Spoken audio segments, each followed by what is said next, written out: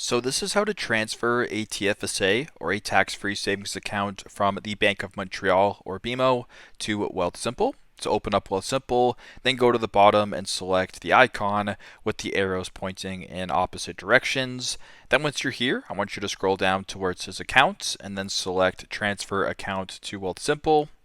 Then press Get Started. Then on this page under Most Popular, you can just scroll down until you come across BMO or Bank of Montreal and select it.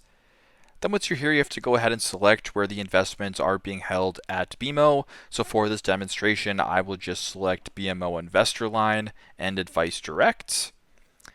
Now you can sign into BMO through the app for a faster experience, or you can just go down to the very bottom and enter the information manually. Doesn't matter what you do. For this demonstration, I will use the latter. Select the TFSA at the top and then press Next. And then on this page right here, you can go in and fill in the information that is required to proceed with the transfer. So that is how to transfer a TFSA from the Bank of Montreal or BMO to Wealthsimple. Thanks again for watching and hope this helps.